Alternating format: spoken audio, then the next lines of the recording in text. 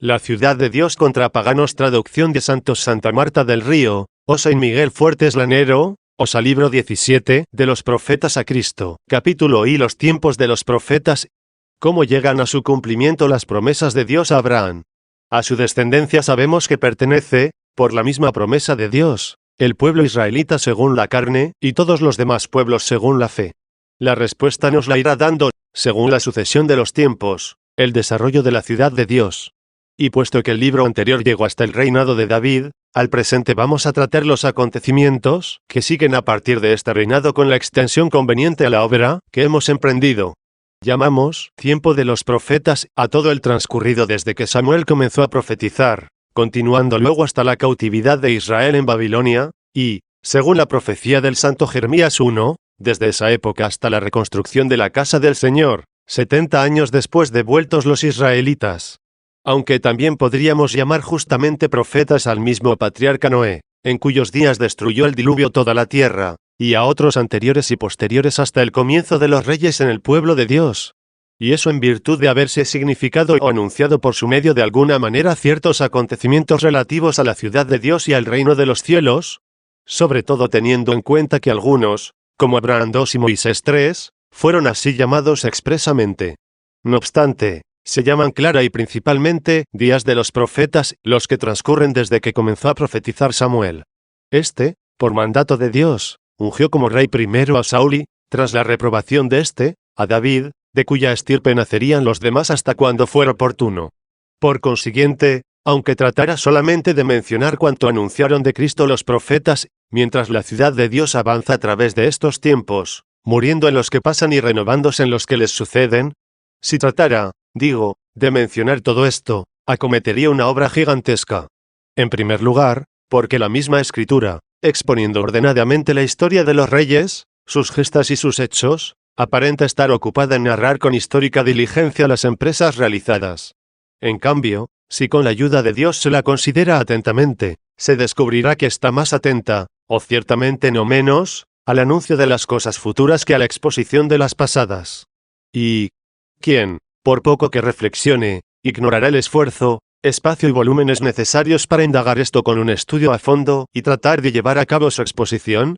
Además, entre las mismas cosas que no dicen relación con la profecía hay tantas sobre Cristo y el reino de los cielos, o sea, la ciudad de Dios, que para descubrirlo se precisaría una investigación más amplia de la que exige el plan de esta obra. Y así, en cuanto me sea posible, procuraré poner freno a mi pluma, a fin de que en la realización de esta obra según el plan de Dios no exprese nada superfluo, ni omita lo necesario.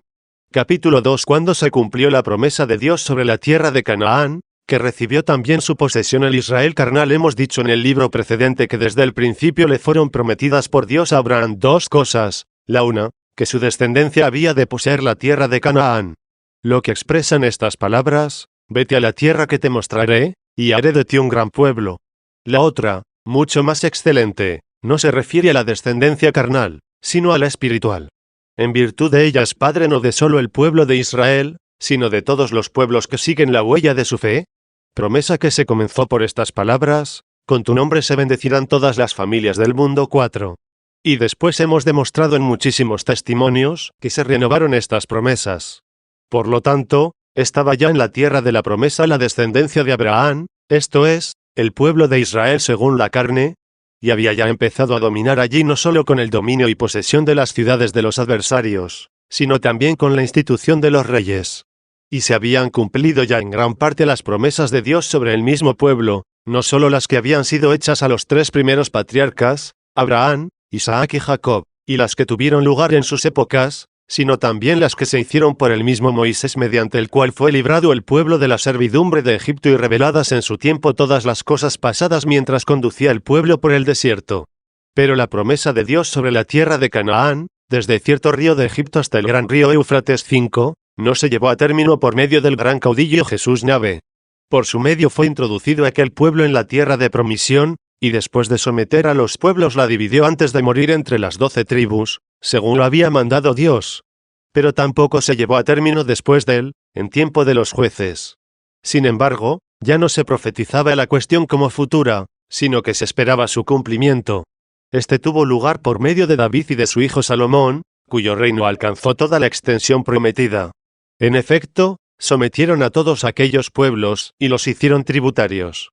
Por consiguiente, bajo el mando de estos reyes se había establecido la descendencia de Abraham según la carne en la tierra de promisión, que es la tierra de Canaán, y de tal modo que solo quedaba una cosa en el cumplimiento de la promesa de Dios, que el pueblo hebreo, obedeciendo las leyes del Señor, su Dios, permaneciera en la misma tierra, en lo referente a su prosperidad temporal, en situación estable a través de su posteridad hasta el término de este siglo mortal. Pero como sabía el Señor que ese pueblo no había de cumplir las leyes, se sirvió también de penas temporales para probar a los pocos fieles que en él tenía, y amonestar a los que lo serían luego en todos los pueblos. Era conveniente fueran amonestados aquellos en quienes, mediante la encarnación de Cristo, había de cumplir la otra promesa, una vez revelado el Nuevo Testamento. Capítulo 3. Tres sentidos de las profecías, que se refieren ya a la Jerusalén terrena, ya a la celestial, ya una y otra uno. Así, pues, como los oráculos divinos dirigidos a Abraham, Isaac y Jacob, lo mismo que los otros signos o expresiones proféticos se realizaron en las sagradas letras precedentes, así también las restantes profecías, desde este tiempo, de los reyes pertenecen, en parte, a la descendencia carnal de Abraham, y en parte a aquella otra descendencia en la que son bendecidos todos los coherederos de Cristo por el Nuevo Testamento con vistas a la posesión de la vida eterna y del reino de los cielos. Una parte, pues, pertenece a la esclava que engendra en la servidumbre, la Jerusalén terrena, que sirve con sus hijos. Otra parte, a la ciudad libre de Dios, la Jerusalén verdadera y eterna de los cielos, cuyos hijos, los hombres, vivirán según Dios y que está como forastera en la tierra. Pero hay también en esas profecías algo que se refiere a ambas, a la esclava literalmente, y a la libre en figura. 2. Hay, pues, tres clases de profecías, unas relativas a la Jerusalén terrena, otras, a la celestial, y algunas, a una y otra. Habrá que probar esto con ejemplos.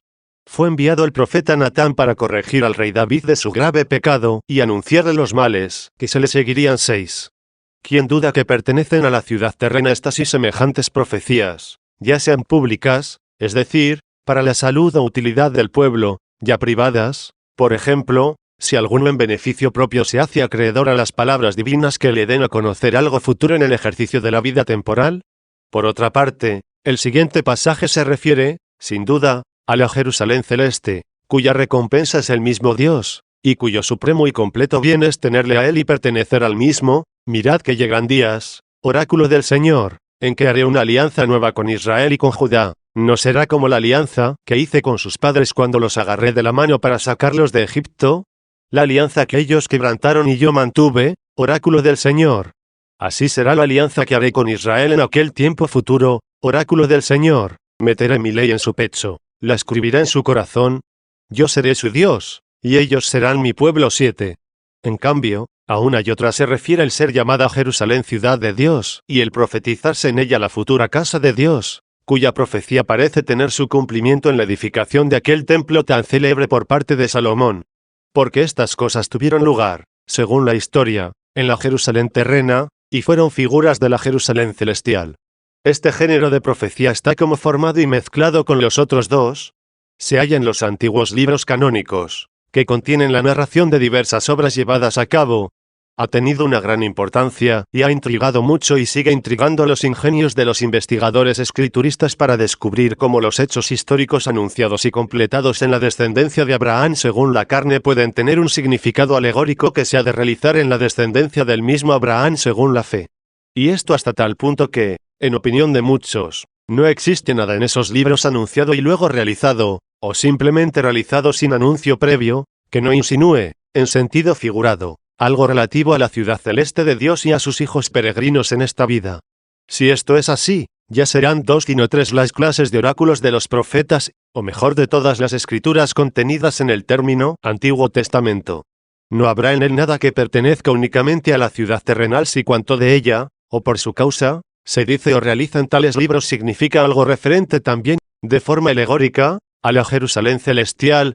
Habrá solamente 2 clases de oráculos o palabras, una que se refiere a la Jerusalén libre, y la otra, a las dos conjuntamente. Pero tengo para mí que yerran de plano quienes piensan que ninguno de los hechos referidos en estos escritos significan otra cosa que lo que cuentan. Pero tengo también por muy osados a quienes pretenden que todo lo contenido allí está envuelto en figuras alegóricas. Por eso dije que tenían 3 sentidos, no 2. Así pienso yo, sin culpar, por supuesto, a los que pueden encontrar allí en cualquier acontecimiento un sentido espiritual con tal de salvar, ante todo, la verdad histórica. Por lo demás, si se hacen afirmaciones que no pueden acomodarse a los hechos realizados o realizables divino-humanamente, ¿qué fiel puede dudar de que no han sido dichas en vano? ¿Quién no les atribuirá un sentido espiritual, si puede, o admitirá que se lo busque quien sea capaz? Capítulo 4. El cambio figurado del reino y del sacerdocio de Israel, y las profecías de Ana, madre de Samuel, figura de la Iglesia 1. Por lo tanto, el desarrollo de la ciudad de Dios durante los reyes cuando David, por la reprobación de Saúl, fue el primero en reinar, y de tal manera que sus sucesores reinaran después en prolongada sucesión sobre la Jerusalén terrena, nos presenta un símbolo el significar y anunciar con sus hechos, cosa que no se debe pasar en silencio, un cambio del futuro que pertenece a los 2 testamentos, el antiguo y el nuevo, la transformación del sacerdocio y el reino por el que es, a la vez, sacerdote y rey nuevo y sempiterno, Cristo Jesús. Pues, rechazado el sacerdocio de Elí, lo sustituyó en el ministerio de Dios Samuel, sacerdote a la vez y juez, como también fue establecido en el reino David tras la reprobación de Saúl. Y esos 2 fueron figuras de lo que estoy diciendo. La misma Ana, madre de Samuel, que primero había sido estéril, y luego se alegró con la fecundidad, no parece profetizar otra cosa, al dar gracias llena de gozo al Señor cuando le consagró el niño, terminada la lactancia, con la misma religiosidad con que se lo había pedido. He aquí sus palabras: mi corazón se regocija en el Señor, mi poder se exalta por Dios, mi boca se ríe de mis enemigos porque celebro su salvación. No hay santo como el Señor, no hay roca como nuestro Dios. No multipliquéis discursos altivos, no echéis por la boca arrogancias, porque el Señor es un Dios que sabe, Él es quien pesa las acciones. Se rompen los arcos de los valientes, mientras los cobardes se ciñen de valor. Los hartos se contratan por el pan, mientras los hambrientos engordan. La mujer estéril da a luz 7 hijos, mientras la madre de muchos queda baldía. El Señor da la muerte y la vida, hunde en el abismo y levanta, da la pobreza y la riqueza, el Señor humilla y enaltece. Él levanta del polvo al desvalido, alza de la basura al pobre, para hacer que se sienta entre príncipes y que herede un trono glorioso, pues del Señor son los pilares de la tierra, y sobre ellos afianzó el orbe. Él guarda los pasos de sus amigos mientras los malvados perecen en las tinieblas, porque el hombre no triunfa por su fuerza, el Señor desbarata a sus contrarios, el Altísimo truena desde el cielo, el Señor juzga hasta el confín de la tierra. Él da la fuerza a su rey, exalte el poder de su ungido. 2. Se pensará, ¿acaso, que estas son palabras de una mujercilla que se felicita por el nacimiento de un hijo? Tan apartada está de la luz la mente de los hombres que no comprende que esas expresiones superan la capacidad de una mujer. ¿Y quien se siente justamente conmovido por los mismos? Sucesos cuyo cumplimiento ha comenzado ya también en esta peregrinación terrena. No comprende, no ve, no reconoce, que por esta mujer, cuyo nombre, Ana, significa gracia, ha hablado de esta manera, con espíritu profético, la misma religión cristiana, la ciudad misma de Dios, cuyo rey y fundador es Cristo. Finalmente, la misma gracia de Dios, de la que se alejan los soberbios para caer y se llenan los humildes para levantarse, sentimientos que, sobre todo, pone de relieve este himno. A no ser que alguno quiera decir que no fue profecía alguna lo que dijo esta mujer, sino que lo único que hizo fue alabar a Dios con un canto de regocijo por el niño que con sus oraciones había logrado. Entonces, ¿qué significan aquellas palabras? Se rompen los arcos de los valientes, mientras los cobardes se ciñen de valor. Los hartos se contratan por el pan, mientras los hambrientos engordan. La mujer estéril da a luz 7 hijos, mientras la madre de muchos queda baldía. ¿Acaso había ella tenido 7, a pesar de su esterilidad? Cuando decía esto tenía uno solo.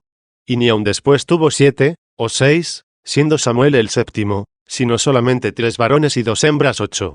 Además, si aún no existía el reino de aquel pueblo. ¿Por qué, si no era profetizando, dice al final, él da fuerza a su rey, exalte el poder de su ungido? 3. Diga, pues, la iglesia de Cristo, la ciudad del gran rey, llena de gracia y madre fecunda, diga lo que fue profetizado de sí tanto tiempo antes por boca de la religiosa mujer: mi corazón se ha afianzado en el Señor, mi poder se ha exaltado en mi Dios. En verdad su corazón está afianzado y su poder exaltado. Porque no lo ha puesto en sí, sino en el Señor, su Dios. Mi boca se ríe de mis enemigos, porque la palabra de Dios no está atada en las angustias de las persecuciones, ni en los predicadores apresados. ¿Por qué celebro tu salvación? Cristo es este Jesús a quien el anciano Simeón, como nos cuenta el Evangelio, abrazándolo niño y reconociéndolo grande, exclama, ahora, Señor, según tu promesa, puedes despedir a tu siervo en paz, porque mis ojos han visto a tu Salvador 9. Diga, pues, la Iglesia, celebro tu salvación. No hay santo como el Señor, no hay justo como nuestro Dios, como santo que santifica, como justo que justifica. No hay santo fuera de ti, porque nadie puede llegar a serlo sino por ti. Continúa finalmente, no multipliquéis discursos altivos, no echéis por la boca arrogancias, porque el Señor es un Dios que sabe. Él os conoce hasta donde nadie conoce, porque, si alguno se figura ser algo cuando no es nada, él mismo os engaña 10. Esto va encaminado a los enemigos de la ciudad de Dios, que pertenecen a Babilonia, que presumen de sus fuerzas, que se glorían en sí y no en el Señor. De este número son también los israelitas carnales, ciudadanos terrenos de la terrena Jerusalén, que, como dice el apóstol, desconocen la justicia de Dios, esto es, la que recibe el hombre de Dios, que es el único justo y que justifica, y quieren establecer la suya 11 como si fuera producto suyo y no dada por él. Y así no se sometieron a la justicia de Dios precisamente porque son soberbios y piensan poder agradar a Dios fiados en sí mismos, no en Él, que es el Dios de las ciencias y, por consiguiente, árbitro de las conciencias, donde ve los pensamientos de los hombres, que son insustanciales si son de los hombres, y no proceden de Él. Dice también, Él prepara sus propios designios 12. ¿A qué designios pensamos se refiere sino al derrocamiento de los soberbios y a la exaltación de los humildes? Y vemos cómo va realizando estos designios, se rompen los arcos de los valientes, mientras los cobardes se ciñen de valor. Se rompen los arcos, es decir, la intención de los que se juzgan tan poderosos que pueden cumplir los divinos mandatos con solas las fuerzas humanas sin la gracia de Dios y su ayuda. Y, en cambio, son revestidos de poder los que claman en su interior, misericordia, Señor, que desfallezco 13. 4. Dice luego, los hartos se contratan por el pan, mientras los hambrientos engordan. ¿Quiénes deben entenderse por hartos, sino esos mismos que se creen poderosos, a saber, los israelitas, a quienes se confiaron los oráculos de Dios? 14. Pero en ese mismo pueblo los hijos de la esclava se contrataron por el pan. Expresión quizá poco latina, pero que expresa bien que de mayores se hicieron menores, precisamente porque en esos mismos panes, es decir, los oráculos divinos, que de entre todos los pueblos recibieron únicamente los israelitas, han saboreado solo las cosas terrenas. Sin embargo, los gentiles, que no habían recibido esa ley, llevados por el Nuevo Testamento a esos oráculos acuciados por el hambre, trascendieron la tierra, porque no se pararon en el sabor terreno de aquellos, sino que buscaron el celestial. Y, como si se buscara el motivo de esto, dice, la mujer estéril da a luz 7 hijos, mientras la madre de muchos quedaba al día. Aquí brilló con todo esplendor la profecía para los que reconocen el número septenario en que queda figurada la perfección de la Iglesia universal. De ahí que el apóstol Juan dirige sus cartas a las 7 iglesias, pensando que de este modo escribía la plenitud de la única Iglesia 15. Y ya en los proverbios de Salomón simbolizaba esto la sabiduría al decir, se ha edificado una casa, ha labrado 7 columnas 16. Pues la ciudad de Dios era estéril en todos los pueblos antes del nacimiento de este germen que vemos. Vemos también cómo se ha debilitado ahora la ciudad terrena que tantos hijos tenía. En efecto, su poder consistía en los hijos de la libre que estaban en ella. Pero como al presente solo hay en ella letra y no espíritu, perdido ese poder, se ha debilitado. 5. El Señor da la muerte y la vida, dio la muerte a la que tenía muchos hijos, y la vida a la estéril, que dio a luz a 7.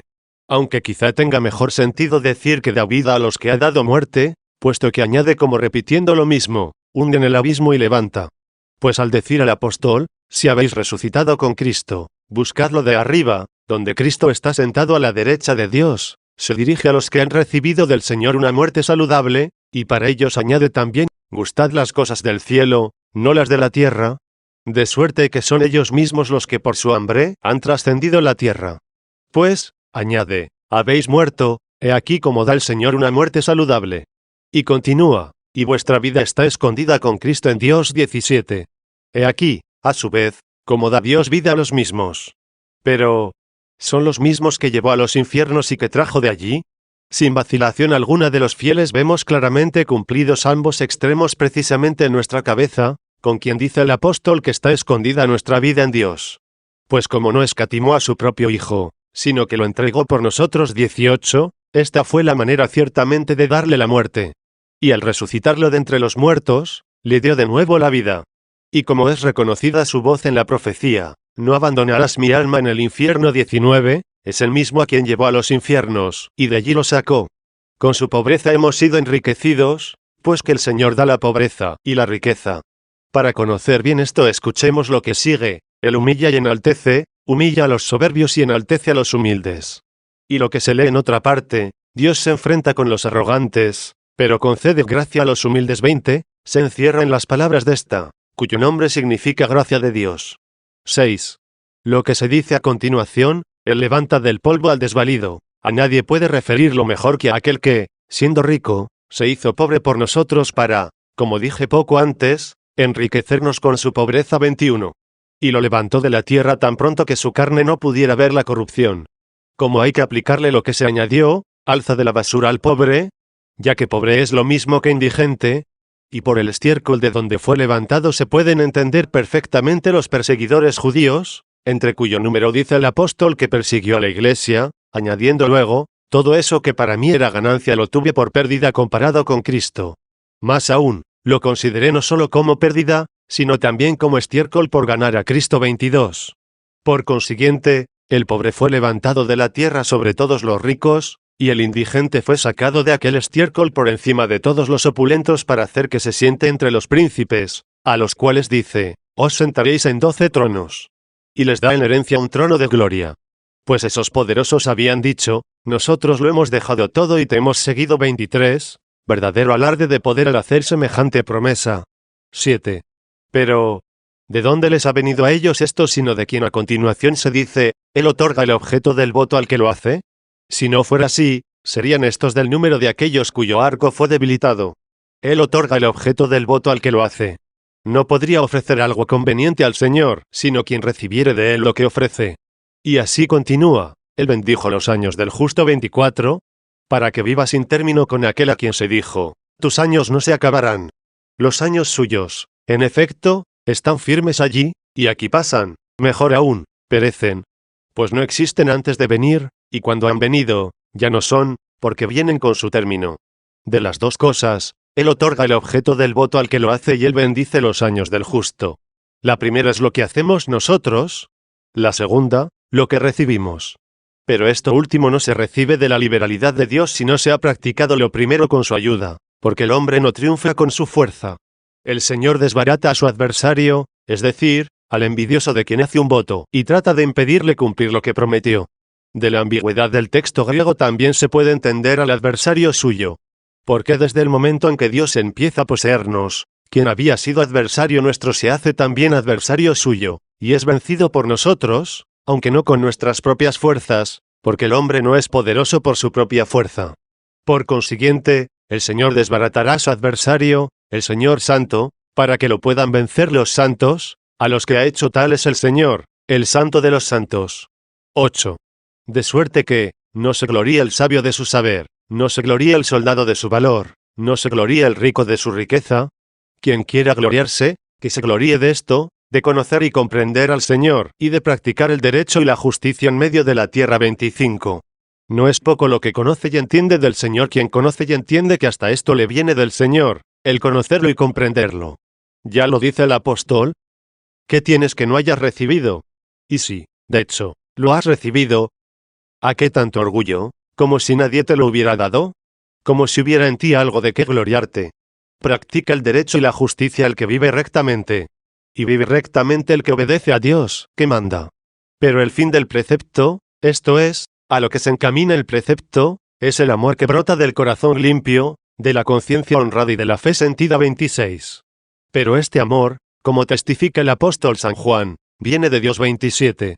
Por lo tanto, practicar el derecho y la justicia viene de Dios. ¿Y qué quiere decir en medio de la tierra? ¿Acaso no deben practicar el derecho y la justicia los que moran en los lugares más lejanos de la tierra? ¿Quién se atrevería a decir esto? ¿Por qué, pues, se añadió en medio de la tierra? Si no se hubiera añadido esto, y se dijera solamente practicar el derecho y la justicia, este precepto parecería referirse más bien a las dos clases de hombres, los del interior y los de las costas. Pero para que nadie pensara que, después de la vida que se pasa en este cuerpo, quedaba todavía tiempo de practicar el derecho y la justicia, que no practicó mientras estuvo en la carne, y así podría eludir el juicio divino, en medio de la tierra me parece se refiere al tiempo que uno vive en el cuerpo. En esta vida, en efecto, cada uno está envuelto por su propia tierra, tierra que, al morir, es recibida por la tierra común para devolvérsela cuando resucite. Así, en medio de la tierra, es decir, mientras nuestra alma está encerrada en este cuerpo terreno, es cuando se debe practicar el derecho y la justicia. Lo que no será de provecho en el futuro, cuando cada uno reciba lo suyo, bueno o malo, según se haya portado mientras tenía este cuerpo. 28. Con las palabras mientras tenía este cuerpo señala el apóstol el tiempo que vivió en el cuerpo. Pues si alguien con corazón perverso y mente impía blasfema, aunque no realice esto con algún miembro corporal, no deja de ser reo porque no lo haya hecho con movimientos del cuerpo. Lo que cuenta es haberlo realizado durante el tiempo que vivió en el cuerpo. De este modo puede entenderse convenientemente también lo que se dice en el Salmo, pero tú, Dios mío, eres rey desde siempre, tú ganaste la victoria en medio de la tierra. 29. De suerte que el Señor Jesús sea tenido como nuestro Dios, que es antes de los siglos, ya que por Él han sido creados los siglos. Él es el autor de la victoria en medio de la tierra, cuando el Verbo se hizo carne y vivió en cuerpo terreno. 39. Luego, tras las palabras de Ana en que se profetizó cómo debe gloriarse el que se gloría, no en sí, por supuesto, sino en el Señor, expone como motivo la recompensa que tendrá lugar en el día del juicio. El Altísimo truena desde el cielo. El Señor juzga hasta el confín de la tierra, porque es justo. Siguió exactamente el orden de la profesión de fe de los fieles. Pues Cristo el Señor subió al cielo, y de allí ha de venir para juzgar a vivos y muertos. Porque, como dice el apóstol, ¿quién ascendió sino el que descendió a los lugares más ínfimos de la tierra? El que descendió, ese mismo es el que ascendió sobre todos los cielos para llenarlo todo. 31. Así es que tronó en medio de sus nubes, las cuales llenó el Espíritu Santo cuando subió. A estas nubes se refiere cuando amenaza por el profeta Isaías a la esclava de Jerusalén, esto es, a la viña ingrata, que no mandará sobre ella la lluvia. 32. Dice también, el Señor juzga hasta el confín de la tierra, como si dijera, incluso los extremos de la tierra. Pues no dejará de juzgar las otras partes, quien ha de juzgar a todos los hombres. Pero mejor que los extremos de la tierra debe entenderse los extremos del hombre, ya que no se juzgarán las acciones, que cambian a mejor o a peor en el tiempo intermedio, sino las circunstancias en que se encuentre al final el que ha de ser juzgado. Por eso se ha dicho, quien resista hasta el final se salvará. 33. De suerte que quien practica con perseverancia el derecho y la justicia en medio de la tierra no será condenado cuando se juzga en los extremos de la tierra. Dice también, Él da fuerza a nuestros reyes para no tener que condenarlos en el juicio. Les da fuerza para que con ella gobiernen su carne, como reyes, y venzan al mundo en aquel que derramó su sangre por ellos. Exalta el poder de su ungido. ¿Cómo puede Cristo exaltar el poder de su ungido? Porque aquel de quien se dijo, el Señor subió a los cielos, es decir, Cristo el Señor, es el mismo de quien se dice aquí, exalte el poder de su ungido. ¿Quién es, pues, el Cristo de su Cristo? Exaltará quizá el poder de cada uno de sus fieles, como dice esta misma en el comienzo de su himno, mi poder he sido exaltado por mi Dios. Podemos llamar, en efecto, justamente Cristos a todos los ungidos con su crisma, porque este cuerpo entero con su cabeza es el Cristo único. Esta es la profecía de Ana, la madre de Samuel, el varón santo tan alabado. En él se figuró entonces el cambio del antiguo sacerdocio, y se cumple al presente, al quedar debilitada la que tenía muchos hijos, a fin de que tuviera la estéril, que dio a luz a 7, un nuevo sacerdocio en Cristo. Capítulo V. Las palabras que con espíritu profético dijo el hombre de Dios al sacerdote Elí, manifestando que se le había de quitar el sacerdocio instituido según Aarón 1. Este nuevo sacerdocio se lo manifestó con más claridad al mismo sacerdote Elí, un varón de Dios, cuyo nombre, por cierto, se calla, pero se le reconoce, sin duda alguna, como profeta por su oficio y su ministerio. Así está escrito, un hombre de Dios se presentó a Elí y le dijo, así dice el Señor, yo me rebelé a la familia de tu padre, cuando eran todavía esclavos del faraón de Egipto. Entre todas las tribus de Israel me lo elegí para que fuera sacerdote, subiera a mi altar, quemara mi incienso y llevara el efod en mi presencia, y concedí a la familia de tu padre participar en las oblaciones de los israelitas. ¿Por qué habéis tratado con desprecio mi altar y las ofrendas que mandé hacer en mi templo? Porque tienes más respeto a tus hijos que a mí, cebándolos con las primicias de mi pueblo, Israel, ante mis mismos ojos. Por eso, oráculo del Señor, Dios de Israel, aunque yo te prometí que tu familia y la familia de tu padre estarían siempre en mi presencia, ahora, oráculo del Señor, no será así. Porque yo honro a los que me honran y serán humillados los que me desprecian. Mira, llegará un día en que arrancaré tus brotes y los de la familia de tu padre, y nadie llegará a viejo en tu familia. Mirarás con envidia todo el bien que voy a hacer. Nadie llegará a viejo en tu familia. Y si dejo a alguno de los tuyos, que sirva a mi altar, se le consumirán los ojos y se irá acabando, pero la mayor parte de tu familia morirá a espada de hombres.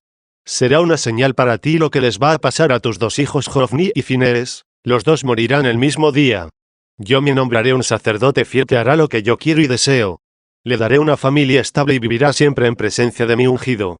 Y los que sobrevivan de tu familia vendrán a prosternarse ante él para mendigar algún dinero y una hogaza de pan, rogándole, por favor, dame un empleo cualquiera como sacerdote para poder comer un pedazo de pan. 34. 2. No se puede decir que esta profecía, en que tan claramente se anuncia el cambio del antiguo sacerdocio, se cumplió en Samuel. Aunque Samuel no era de otra tribu que la destinada por Dios para servicio del altar, sin embargo, no era de los hijos de Aarón, cuya descendencia había sido designada para perpetuar el sacerdocio. Y por ello en este acontecimiento está representado este mismo cambio que había de tener lugar por medio de Jesucristo. Y la misma profecía de la realidad, no de la palabra, pertenecía propiamente al Antiguo Testamento, figuradamente al Nuevo, significando ciertamente en un hecho lo que se había dicho de palabra el sacerdote Elí por el profeta. En realidad, hubo después sacerdotes de la descendencia de Aarón, como Sadoc y Abiatar en el reinado de David 35, y más tarde otros antes de llegar el tiempo en que fue preciso se realizaran por Cristo las cosas que habían sido anunciadas tanto tiempo antes sobre el cambio del sacerdocio. ¿Y quién, mirando ahora estas cosas con los ojos de la fe, no ve que han tenido su cumplimiento? Ciertamente no les quedó ni tabernáculo, ni templo, ni altar, ni sacrificio, y, por ende, tampoco sacerdote alguno a los judíos, a quienes se había mandado en la ley de Dios que fueran elegidos de la posteridad de Aarón.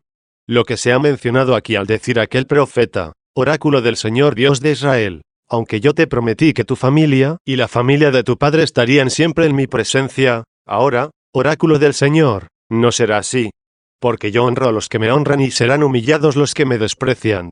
Al mencionar la casa de su padre, no habla de su padre inmediato, sino de aquel Aarón, primer sacerdote instituido, de cuya descendencia habían de seguir los demás, como lo demuestran los detalles precedentes. Yo me revelé a la familia de tu padre, cuando eran todavía esclavos del faraón de Egipto. Entre todas las tribus de Israel me lo elegí para que fuera sacerdote. ¿De qué padre se trata aquí sino de Aarón en aquella esclavitud de Egipto, después de la cual fue elegido para sacerdote pasada la liberación? De la estirpe, pues a este se dijo en dicho lugar, que no habrían adelante sacerdotes. Esto ya lo hemos cumplido. Esté atenta la fe, las cosas están claras, se ven, se tocan y entran por los ojos de los que no quieren ver. Dice, mira, llegará un día en que arranque tus brotes y los de la familia de tu padre, y nadie llegará a viejo en tu familia, y exterminaré para ti de mi altar a todo hombre, de suerte que se consuman sus ojos y se vaya acabando. Ya han llegado los días que fueron anunciados. No hay sacerdote según el orden de Aarón, y cualquiera de los de su linaje, al ver brillar el sacrificio de los cristianos en todo el mundo y que se les ha arrebatado a ellos semejante honor, se consumen sus ojos y desfallece su alma consumida por la tristeza. 3. Mas a la casa de este Elí, a quien se decían estas cosas, le pertenece propiamente lo que sigue: cuantos quedaren de tu casa morirán a espada de hombre. Será una señal para ti lo que les va a pasar a tus dos hijos Jofni y Finees, los dos morirán el mismo día. La misma señal que marcó el cambio del sacerdocio de la casa de este señaló también el cambio del mismo de la casa de Aarón. La muerte, efectivamente, de los dos hijos de aquel significó no la muerte de los hombres, sino la del sacerdocio de los hijos de Aarón. Lo que sigue ya pertenece a aquel sacerdote cuya figura representó Samuel sucediendo a Elí. Por lo tanto, se refiere a Cristo Jesús, verdadero sacerdote del Nuevo Testamento. Yo me nombraré un sacerdote fiel, que hará lo que yo quiero y deseo. Le daré una familia estable. Esa es la eterna y celestial Jerusalén. Sigue, y vivirá siempre en presencia de mi ungido. Vivirá siempre, dijo, esto es, estará ante él. Como había dicho antes de la casa de Aarón, yo te prometí que tu familia y la familia de tu padre estarían siempre en mi presencia. Al decir vivirá en presencia de mi ungido debe entenderse de la misma casa, no aquel sacerdote, que es Cristo, mediador y salvador. Su casa, pues, vivirá en su presencia. También vivirá puede entenderse, pasará de la muerte a la vida todos los días en que se realiza esta mortalidad hasta el fin de este siglo. Cuando dice Dios, Él hará todo lo que yo quiero y deseo, es decir, lo hará todo según mi corazón y mi alma. No vamos a pensar que Dios tiene alma, cuando es creador del alma, sino que esto se dice de Dios metafórica, no propiamente, como se habla de las manos, los pies y los demás miembros del cuerpo.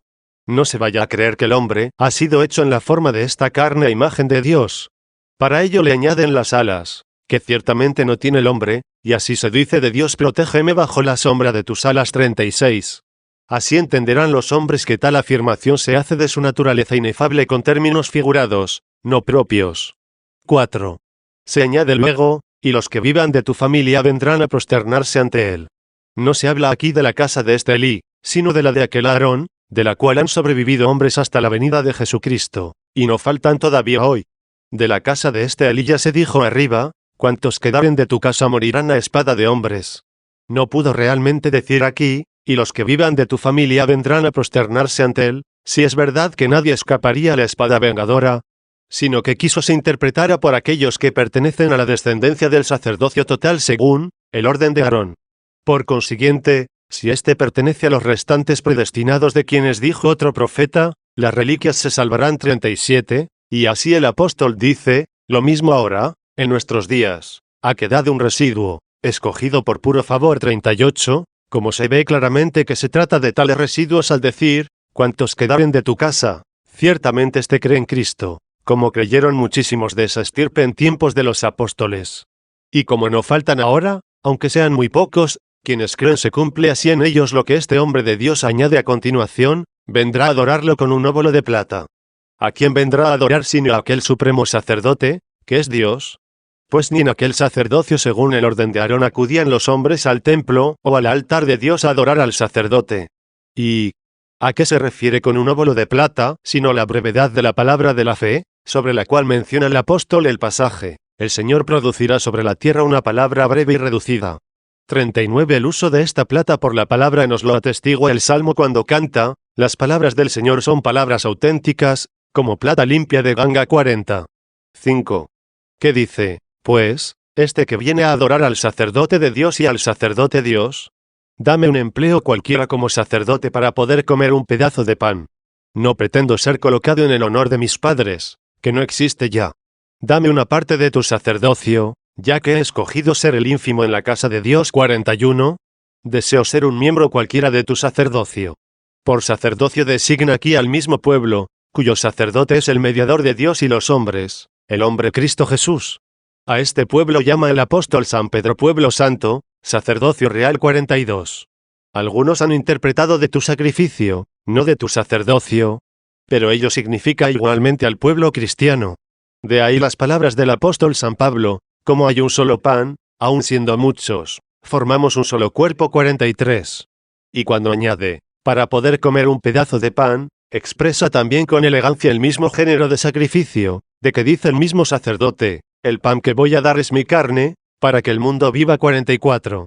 He aquí el sacrificio, no según el orden de Aarón, sino según el orden de Melquisedec, que lo entienda el que lo lee. De suerte que es breve, pero saludablemente humilde, la confesión contenida en estas palabras, dame un empleo cualquiera como sacerdote para poder comer un pedazo de pan. Aquí tenemos el óbolo de plata, porque es breve y es la palabra de Dios que habita en el corazón del creyente. Arriba había dicho que él había dado a la casa de Aarón alimentos de las víctimas del Antiguo Testamento. En aquellas palabras, concedí a la familia de tu padre participar en las oblaciones de los israelitas, y estos habían sido los sacrificios de los judíos. Por eso dice aquí comer un pedazo de pan, que en el Nuevo Testamento es el sacrificio de los cristianos. Capítulo B. Sacerdocio y reino de los judíos, que aunque en su fundación se proclamaban eternos, no permanecen, a fin de que se entendieran otros, cuya eternidad se promete uno. A pesar de haberse anunciado estas realidades con tal profundidad entonces y de brillar ahora con tal claridad, ¿puede alguno con razón extrañarse y preguntar? ¿Cómo podemos confiar nosotros en la realización futura de las predicciones de estos libros, si no ha podido llevarse a efecto lo que anunció el oráculo divino? Tu familia y la familia de tu padre estarán siempre en mi presencia. Hemos visto, efectivamente, el cambio de aquel sacerdocio, y que no hay esperanza de que llegue alguna vez a cumplimiento lo que se prometió a aquella casa, puesto que se proclama más bien eterno el que le sucedió a este cuando fue reprobado y cambiado. Quien tal orgullo no entiende, o no recuerda, que el mismo sacerdocio, según el orden de Aarón, fue establecido como figura del futuro sacerdocio eterno, y así, cuando se le prometió la eternidad, no se prometió a la misma sombra y figura, sino a quien estaba representado y figurado por ella. Y para que no se pensara que esa sombra había de permanecer, debió también anunciarse su cambio. 2. De este modo el reino de Saúl, que ciertamente fue reprobado y rechazado, era sombra del reino futuro destinado a durar eternamente. En efecto, el óleo con que fue ungido, y de cuya unción recibió el título de Cristo, debe ser entendido místicamente y considerado como un profundo misterio. Por eso lo honró tanto David en él, que sintió presa de pavor su corazón cuando, oculto en la oscura cueva donde Saúl había también entrado urgido por una necesidad de la naturaleza, le cortó ocultamente por detrás un poco de su vestido para poder demostrar cómo lo había perdonado pudiendo matarlo, y quitar así de su ánimo la sospecha en que tenía al santo David por enemigo y lo perseguía con saña. Tuvo gran miedo de hacerse reo de la profanación de tan profundo misterio en Saúl por haberse atrevido a tocar solamente su vestido. Se dice, en efecto, le remordió la conciencia por haberle cortado a Saúl el borde del manto. Y también respondió a los que estaban con él y trataban de persuadirlo a que diera muerte a Saúl, caído en sus manos: Dios me libre de hacer eso a mi Señor, el ungido del Señor, extender la mano contra él. Es el ungido del Señor 45. Tal veneración se tributaba a esta sombra del futuro, no por ella misma, sino por lo que prefiguraba. Tenemos también lo que dijo Samuel a Saúl: si hubieras cumplido la orden del Señor, tu Dios, Él consolidaría tu reino sobre Israel para siempre. En cambio, ahora tu reino no durará. El Señor se ha buscado un hombre a su gusto y lo ha nombrado jefe de su pueblo, porque tú no has sabido cumplir la orden del Señor 46. No han de tomarse estas palabras como si Dios hubiera preparado un reino eterno al mismo Saúl, y, por su pecado, hubiera rehusado conservárselo, pues no ignoraba que pecaría. Había preparado su reino como figura del reino eterno. Y por eso añadió, en cambio, ahora tu reino no durará. Duró, sí, y durará lo que se significó en él. Pero no durará para él, porque ni él había de reinar para siempre, ni su descendencia, para que ni siquiera sucediéndose unos a otros sus descendientes, pareciera cumplirse el oráculo para siempre. Dice también, el Señor se ha buscado un hombre, ya designa a David, ya el mismo mediador del Nuevo Testamento, figurado en el óleo con que fue ungido David y sus descendientes. Y no busca el Señor un hombre como si no supiera dónde está, sino que habla por un hombre a usanza de los hombres, pues que nos busca hablando así. No solo el Dios Padre, sino también su unigénito, que vino a buscar lo que se había perdido 47, nos conoció tan cabalmente, que en él mismo habíamos sido elegidos antes de la creación del mundo 48. Al decir, pues, se ha buscado, quiere decir que lo tendrá. Por ello en la lengua latina este verbo lleva preposición, y se dice adquirit, adquiere, cuyo significado es bien conocido. Aunque también, sin preposición, quarere, buscar, puede significar adquirir. De ahí que los lucros se llaman también adquisiciones. Capítulo 7 sobre la división del reino de Israel, que es figura de la división perpetua entre el Israel espiritual y el Israel carnal 1.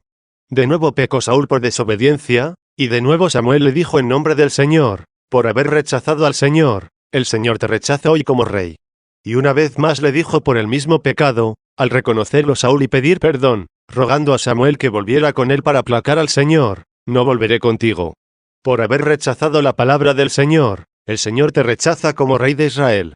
Samuel dio media vuelta para marcharse. Saúl le agarró la orla del manto, que se rasgó, y Samuel le dijo: el Señor te arranca hoy el reino de Israel, y se lo entrega a otro más digno que tú. Israel quedará dividido en dos partes. Él no se arrepentirá ni se volverá atrás, porque no es un hombre para arrepentirse. El hombre amenaza y no persevera 49.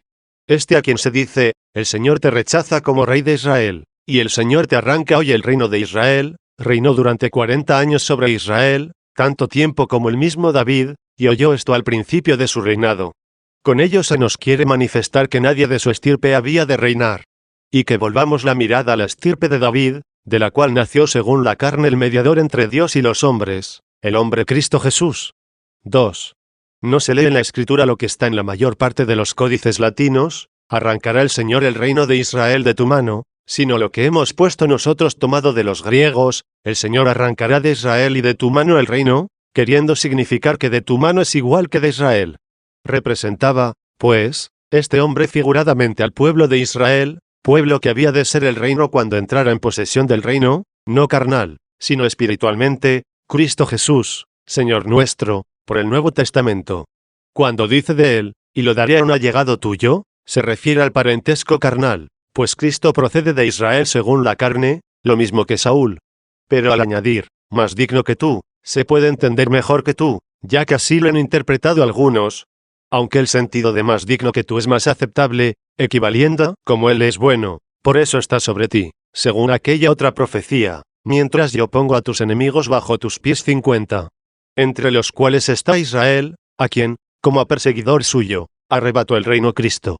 Aunque también estaba allí el otro Israel, en quien no había engaño 51, especie de trigo entre paja.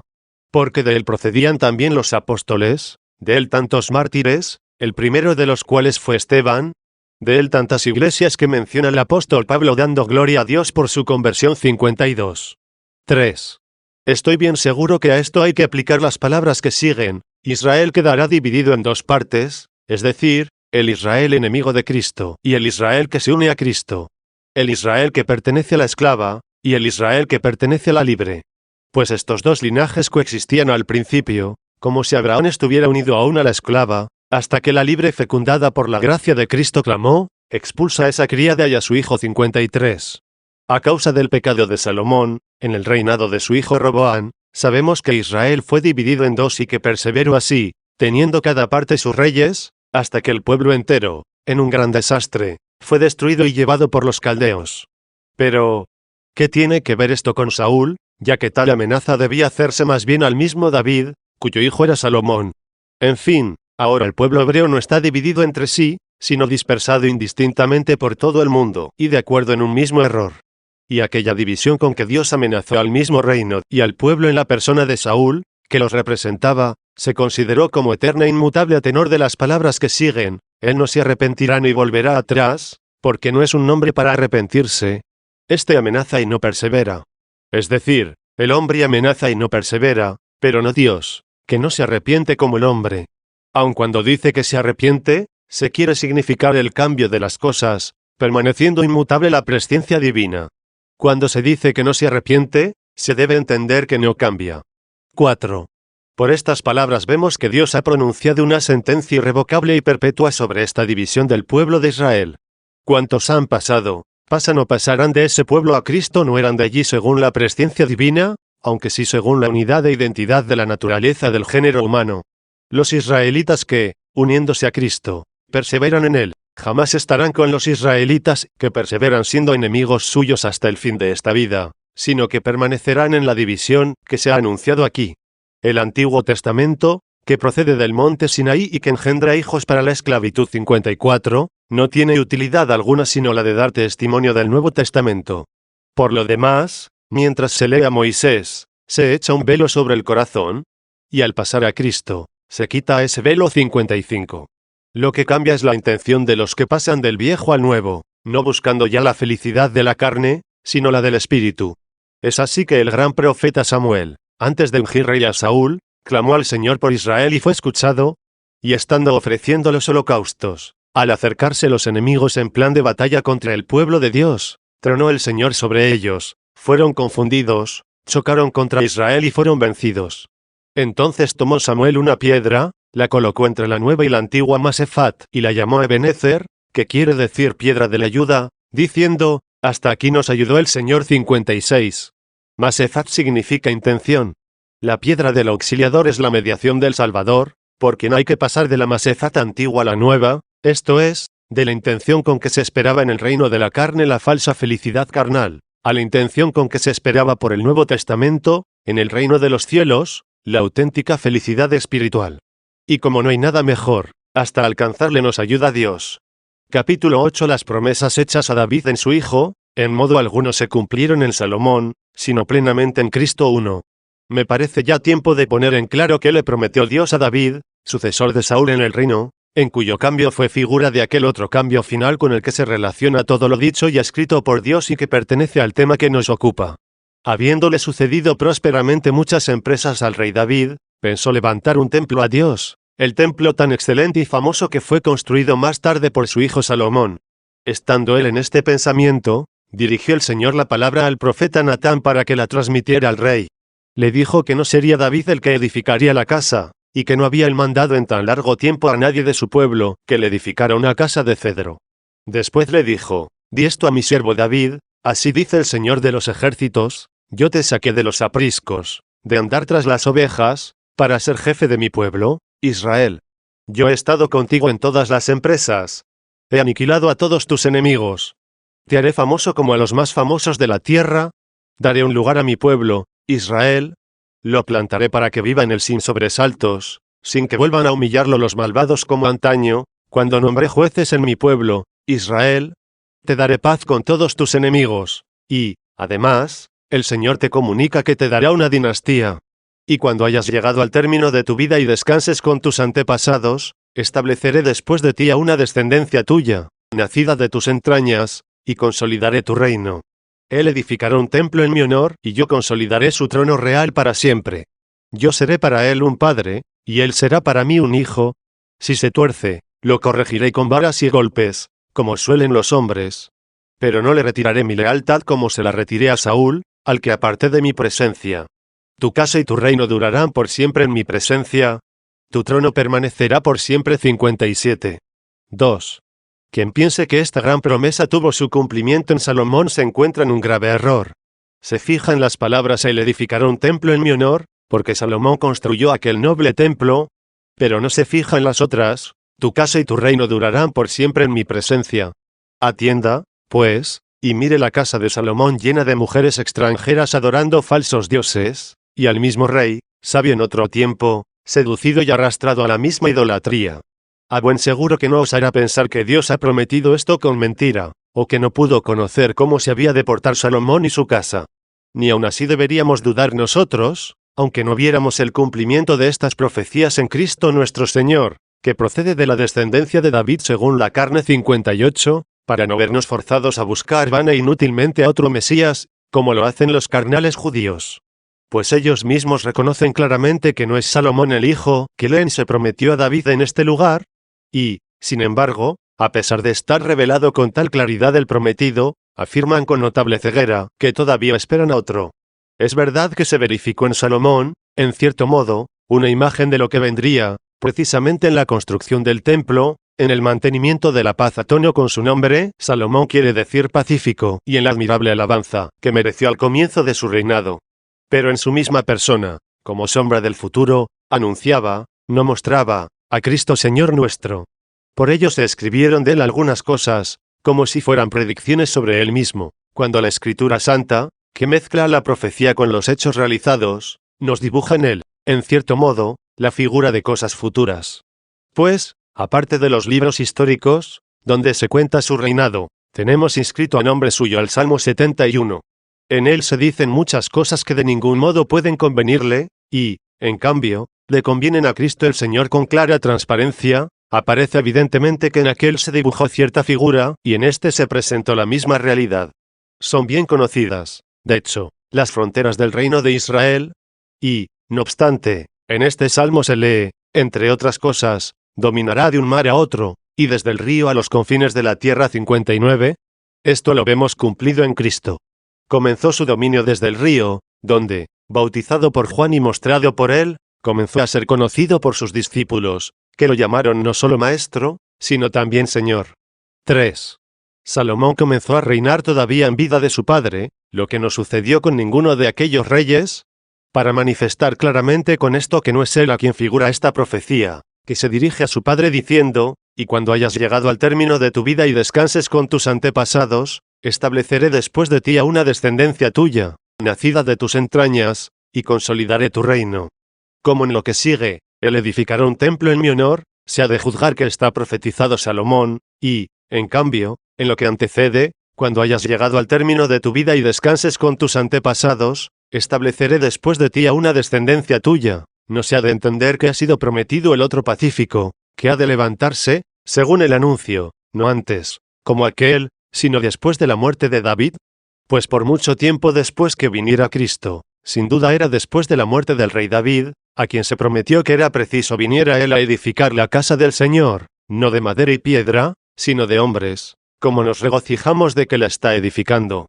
A esta casa, esto es, a los fieles de Cristo, dice el apóstol, el templo de Dios es santo, y ese templo sois vosotros 60.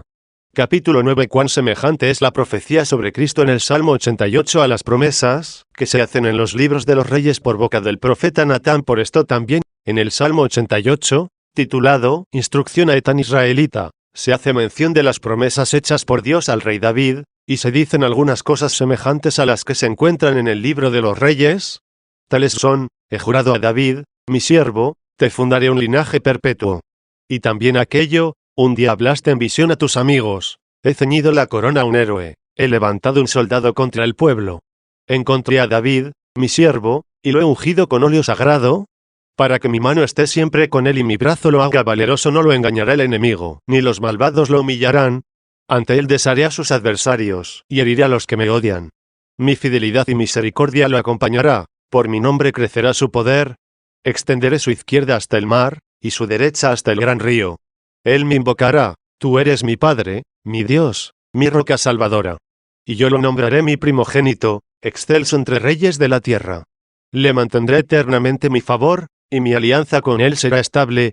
Le daré una posteridad perpetua y un trono duradero como el cielo. 61. Todas estas palabras, si se las entiende bien, se refieren al Señor Jesús bajo el nombre de David, a causa de la forma de siervo que el mismo mediador tomó del linaje de David en el seno de una virgen. A continuación se dice también de los pecados de sus hijos algo semejante a lo que se dice en el libro de los reyes, y que con facilidad se le aplicaría a Salomón. Pues dice allí, en el libro de los reyes: si se tuerce, lo corregiré con varas y golpes, como suelen los hombres. Pero no le retiraré mi lealtad. 62. Por los golpes se significan las heridas de la corrección, de donde el aviso: no toquéis a mis ungidos. 63. ¿Qué quiere decir sino que no los molestéis? Y en el Salmo se dice, como tratando de David, algo semejante: si sus hijos abandonan mi ley y no siguen mis mandamientos, si profanan mis preceptos y no guardan mis mandatos, castigaré con la vara sus pecados y a latigazos sus culpas. Pero no le retiraré mi favor. 64. No dijo les, hablando de sus hijos, sino que dijo le. Bien entendido, tiene el mismo sentido. Porque no se pueden encontrar en el mismo Cristo, cabeza de la Iglesia, los pecados que necesitan del castigo divino con correctivos humanos, salvada siempre la misericordia, pero si se encuentran en su cuerpo y sus miembros, que forman su pueblo. Por eso en el libro de los reyes se habla de la iniquidad de él, y en el Salmo, en cambio, de la de sus hijos, para darnos a entender que en cierto modo se dice de él mismo lo que se dice de su pueblo. Razón por la cual él mismo le dice, desde el cielo a Saulo cuando perseguía su cuerpo, que son sus fieles: Saulo, Saulo, ¿por qué me persigues? 65. Y en el Salmo a continuación dice: no faltaré jamás a la verdad, ni violaré mi alianza, ni cambiaré mis promesas. Una vez juré por mi santidad no faltar a mi palabra con David. Es decir, que jamás mentiré a David. Locución habitual en la Escritura. ¿Y qué es que no miente? Lo dice a continuación: su linaje será perpetuo, y su trono, como el sol en mi presencia, como la luna, que siempre permanece y es testimonio fiel en el cielo. 66. Capítulo X. Cuán grandes diferencias entre lo que sucedió en el reino de la terrena Jerusalén y las promesas que había hecho Dios para dar a entender que la verdad de la promesa pertenecía a la gloria de otro rey y otro reino después de las eficacísimas garantías de tan importante promesa, a fin de que no se tuvieran por cumplidas en Salomón, como si esperara y no se cumpliera esto. Dice: pero tú, Señor, lo has rechazado y desechado. Esto sucedió con el reino de Salomón en sus descendientes, hasta la ruina de la misma Jerusalén terrena, que fue la sede de su imperio, y, sobre todo, hasta la destrucción del mismo templo, que había sido edificado por Salomón. Pero para que no se pensase por esto que el Señor había obrado contra sus promesas, Añadió enseguida, has dado largas a tu Cristo 67. Si se han dado largas al Cristo del Señor, no lo es ni a Salomón ni al mismo David. Todos los reyes consagrados con aquel crisma místico eran llamados Cristos del Señor, no solo desde el rey David en adelante, sino también desde Saúl, que fue ungido primer rey de este pueblo 68. El mismo David, en efecto, lo llama Cristo del Señor.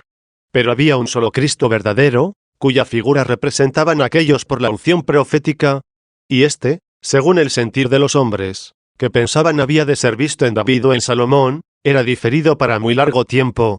Pero, según la disposición de Dios, era preparado para venir en su tiempo. Y mientras éste llegaba, ¿qué sucedió con el reino de la Jerusalén terrena, donde se esperaba que reinaría él? Lo añade el Salmo a la seguida, has roto la alianza con tu siervo, y has profanado hasta el suelo su corona, has derribado sus murallas y derrocado sus fortalezas. Todo viandante lo saquea, y es la burla de sus vecinos. Has sostenido la diestra de sus enemigos, y has dado el triunfo a sus adversarios. Pero a él le has embotado la espada, y no lo has confortado en la pelea. Has quebrado su cetro glorioso y has derribado su trono. Has acortado los días de su juventud y lo has cubierto de ignominia 69. Todas estas desgracias cayeron sobre la esclava Jerusalén, en que reinaron también algunos hijos de la libre, poseyendo aquel reino en administración temporal, pero teniendo en la verdadera fe el reino de la Jerusalén celestial, de quien eran hijos, y esperando en el verdadero Cristo. Cómo tuvo lugar esto en ese reino nos lo demuestra la lectura de la historia, que narra los acontecimientos. Capítulo 11. La naturaleza del pueblo de Dios realizada por la encarnación de Cristo, único que tuvo el poder de arrancar su alma de los infiernos tras estos vaticinios, el profeta se vuelve para rogar a Dios. Aunque esa misma oración es ya una profecía. ¿Hasta cuándo, Señor, apartas para siempre? 70. Se sobreentiende tu rostro, como se dice en otra parte. ¿Hasta cuándo apartarás de mí tu rostro? 71. Ciertos códices no dicen apartas, sino apartarás. Bien que se puede entender, apartas tu misericordia, que prometiste a David. Y la palabra infinem. ¿Qué significa sino, hasta el fin? Y este fin debe interpretarse como el último tiempo, en que creerá en Cristo Jesús incluso esa nación. Pero antes de tal fin se habrán de realizar las calamidades lloradas más arriba por el profeta. Por ello continúa aquí, arderá como un fuego tu cólera. Recuerda de qué estoy hecho. Nada se entiende mejor aquí que el mismo Jesús como parte de ese pueblo, del cual procede su naturaleza carnal. Pues, dice, no en vano has creado todos los hijos de los hombres 72. Si no fuera el único hijo de hombre parte de Israel, por quien se librarán muchos hijos de los hombres, en vano habrían sido creados todos los hijos de los hombres. Ahora bien, toda la naturaleza humana cayó por el pecado del primer hombre de la verdad a la miseria, y así dice otro salmo, el hombre es igual que un soplo, sus días, una sombra que pasa 73. Aunque no en vano creó Dios a todos los hijos de los hombres, ya que libra a muchos de la desventura por el mediador Jesús. Y respecto a los que supo que no se habían de librar, no los creó en vano en el magnífico y ordenado concierto de la creación racional entera. Los creó para utilidad de los que se habían de librar, y para comparación por contraste de las dos ciudades entre sí. Luego sigue. ¿Quién vivirá sin ver la muerte? ¿Quién sustraerá su vida a la garra del abismo? 74. ¿Quién puede ser este sino la parte de Israel procedente de la estirpe de David, Cristo Jesús? De él dice el apóstol que, resucitado de la muerte, no muere ya más, que la muerte no tiene dominio sobre él. 75. Así vivirá, en efecto, y no verá la muerte, aunque en realidad haya muerto, pero arrancó su alma del poder del abismo, a donde había bajado para romper las ligaduras infernales de algunos. Y arrancó su alma en virtud de aquel poder de que habla el Evangelio, está en mi mano desprenderme de mi vida, y está en mi mano recobrar la 76. Capítulo 12. ¿A qué persona pertenece la insistente súplica de las promesas de que se habla en el Salmo? ¿Dónde está, Señor, tu antigua misericordia? Etcétera. El resto de este Salmo dice, ¿dónde está, Señor, tu antigua misericordia, que por tu fidelidad juraste a David? Acuérdate, Señor, de la afrenta de tus siervos, lo que tengo que aguantar de las naciones, de cómo afrentan, Señor, tus enemigos, de cómo afrentan las huellas de tu ungido. Con razón puede cuestionarse si esto se dice de los israelitas, que deseaban se les devolviera a ellos la promesa hecha a David, o más bien de los cristianos, que son israelitas, no según la carne, sino según el Espíritu. Porque estas cosas fueron dichas o escritas en el tiempo de Etán, de quien recibió el título este salmo, tiempo también del reino de David. Y así, no se diría: ¿Dónde está, Señor, tu antigua misericordia que por fidelidad juraste a David? A no ser que el profeta transfigurara en sí la persona de aquellos que habían de vivir en un futuro lejano, para quienes sería antiguo este tiempo, en que se formularon al rey David estas promesas.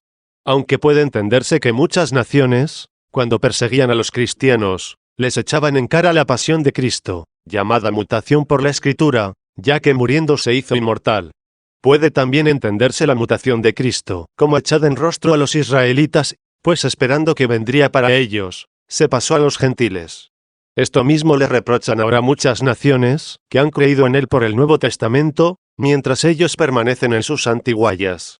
Y entonces las palabras: acuérdate, Señor, de las afrentas de tu siervo, no vienen a que el Señor se olvide de ellos, sino a que tiene compasión, y después de este reproche también ellos han de creer. Pero me parece más apropiado el sentido que propuse, ya que esta expresión, acuérdate, Señor, de las afrentas de tu siervo, no se adapta bien a los enemigos de Cristo, a quienes se echa en cara que Cristo les haya dejado a ellos pasándose a las naciones. En efecto, no deben llamarse siervos de Dios tales judíos. En cambio, corresponden estas palabras a quienes, soportando graves humillaciones de persecuciones por el nombre de Cristo, pudieron recordar que había sido prometido a la descendencia de David un reino excelso, y, llevados del deseo del mismo, es decir, no desesperando, sino pidiendo, buscando, llamando: ¿Dónde está, Señor, tu antigua misericordia, que por tu fidelidad juraste a David? Acuérdate, Señor, de la afrenta de tu siervo, lo que tengo que aguantar de las naciones. Esto es, lo que soporté con paciencia en mi interior. De cómo afrentan, Señor, tus enemigos, de cómo afrentan las huellas de tu ungido, no juzgándolas, en cambio, sino como anonadamiento. Y, ¿qué quiere decir acuérdate, Señor, sino compadécete, y por mi humillación soportada con tal paciencia, devuélveme la altura que prometiste a David con juramento en tu fidelidad? Si atribuimos estas palabras a los judíos, solo pudieron decir tales cosas aquellos siervos de Dios que, después de tomada la Jerusalén terrena, antes de venir Jesucristo en su humanidad, fueron conducidos a la cautividad, comprendiendo el cambio de Cristo, es decir, que no se había de esperar por él la felicidad terrena y carnal, como se manifestó en los breves años del rey Salomón, sino que se había de esperar con fidelidad la celestial y espiritual. E ignorando esta felicidad la infidelidad de las naciones, cuando se regocijaba e insultaba al pueblo de Dios por su cautividad. ¿Qué otra cosa sino el cambio de Cristo le reprochaba, aunque sin darse cuenta, a los que lo sabían? Por esto lo que sigue, la conclusión del Salmo: bendito el Señor por siempre. Amén. Amén. 77. Se apropia convenientemente a todo el pueblo de Dios que pertenece a la Jerusalén celestial, ya en los que estaban ocultos en el Antiguo Testamento, antes de revelarse el Nuevo, ya en los que, después de revelarse el Nuevo, se ve claramente que pertenecen a Cristo. Porque la bendición del Señor en la descendencia de David no apareció para solo algún tiempo, como en los días de Salomón, sino que debe esperarse para siempre, y en esa esperanza certísima se dice: Amén. Amén. La repetición de esta palabra señala la confirmación de la esperanza.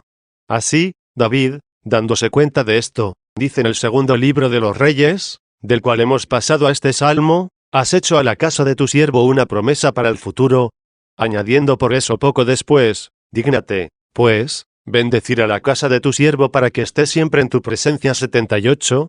Y lo que sigue: porque entonces había de engendrar un hijo cuya descendencia se prolongaría hasta Cristo, mediante el cual su casa había de ser eterna y a la vez casa de Dios. Casa de David por el linaje de David, y la casa misma, casa de Dios, por el templo de Dios, templo hecho de hombres, no de piedras, donde habite para siempre el pueblo con su Dios y en su Dios, y Dios con su pueblo y en medio de su pueblo, de tal suerte que Dios llene a su pueblo, y el pueblo esté lleno de Dios, cuando Dios sea todo para todos. 79, el premio en la paz, el mismo que es la fuerza en la guerra. Así, a las palabras de Natán: te anunciará el Señor que le edificarás una casa, corresponden las de David: tú, Señor de los ejércitos, Dios de Israel, has hecho a tu siervo esta revelación: te edificaré una casa. 80. Casa que también nosotros edificamos viviendo bien, y ayudándonos Dios para vivir bien. Porque si el Señor no construye la casa, en vano se cansan los albañiles. 81. Cuando tenga lugar la última edificación de esta casa, entonces se cumplirá lo que dijo Dios aquí por el profeta Natán: daré un puesto a mi pueblo, Israel. Lo plantaré para que viva en él sin sobresaltos, sin que vuelvan a humillarlo los malvados como antaño, cuando nombré jueces en mi pueblo, Israel. 82. Capítulo 13. Se puede asignar a los tiempos que corrieron bajo Salomón el cumplimiento de la paz prometida. Quien espera bien tan grande en este siglo y en esta tierra está calificado de insensato. Puede pensar alguno que fue cumplido en la paz del reino de Salomón. Cierto, la Escritura encomia con excelente elogio aquella paz, como sombra del futuro. Pero ella misma se apresura a salir al paso de esa opinión cuando, después de decir, sin que vuelvan a humillarlo los esclavos, sigue diciendo, como antaño, cuando nombré jueces en mi pueblo, Israel. Pues antes que comenzasen a existir allí los reyes, ya los jueces habían sido establecidos sobre aquel pueblo, desde que recibió la tierra de promisión. Y ciertamente lo humilló el hijo de la iniquidad, esto es, el enemigo extranjero, durante los períodos en que leemos alternaban la paz y las guerras. Se encuentran, no obstante, períodos de paz más prolongados que los que hubo en tiempos de Salomón, que reinó durante 40 años. Pues bajo el juez llamado Ahud hubo un período de paz de 80 años. 83. Desechamos, pues, la idea de que son los tiempos de Salomón los anunciados en esta promesa, y mucho menos los de cualquier otro rey. Ninguno de ellos reinó en una paz tan grande como la suya. Ni jamás aquel pueblo tuvo tal dominio del reino, que no estuviera preocupado por la sumisión a los enemigos, ya que, en la vulnerabilidad de las cosas humanas, ningún pueblo tuvo nunca tal seguridad, que se viera libre de ataques funestos a su vida. Por consiguiente, el lugar prometido de mansión tan pacífica y segura es eterno, y se debe a los moradores eternos de la Madre Libre Jerusalén, donde estará el verdadero pueblo de Israel, porque este nombre significa, el que ve a Dios. Por el deseo de este pueblo es preciso llevar una vida santa por la fe en este peregrinar lleno de miserias. Capítulo 14. Empeño de David en la disposición y misterio de los salmos, desarrollándose así a través de los tiempos la ciudad de Dios. Reinó David primeramente en la Jerusalén terrena, sombra del futuro.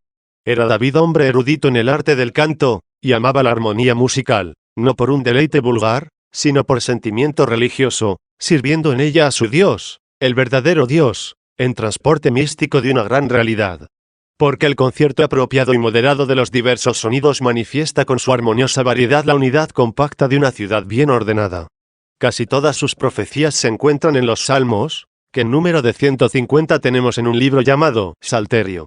Piensan algunos que de esos salmos solo son de David los que llevan su nombre. Otros creen que no han sido compuestos por él sino los que llevan la inscripción del mismo David, y, en cambio, los que tienen en el título al mismo David, compuestos por otros, habrían sido colocados bajo su nombre. Esta opinión queda refutada por boca del mismo Salvador cuando dice que el mismo David anunció en el Espíritu que Cristo es su Dios. 84, y esto es precisamente el comienzo del Salmo 109, oráculo del Señor a mi Señor, siéntate a mi derecha y haré de tus enemigos estrado de tus pies. 85. Y este salmo no tiene precisamente el título del mismo David, sino, como muchísimos, al mismo David. A mí me parece más aceptable la opinión de los que atribuyen a su obra todos esos 150 salmos, y que intituló algunos con el nombre de otros personajes, que representaban alguna figura que hacía el caso, y los demás tuvo a bien dejarlos sin nombre alguno, y que todo ello fue una inspiración del Señor, oscura, desde luego, pero no sin motivo. No es objeción válida contra esto el que se encuentren inscritos en algunos de estos salmos los nombres de ciertos profetas que vivieron mucho después del tiempo del rey David, y que lo que se dice allí parece dicho por ellos. Bien pudo el espíritu profético revelar al rey profeta David estos nombres de los futuros profetas para que cantara proféticamente algo acomodado a la persona de estos. Como el rey Josías, que había de nacer y reinar más de 300 años después, le fue revelado con su nombre a cierto profeta, que predijo también sus hechos futuros. 86. Capítulo 15.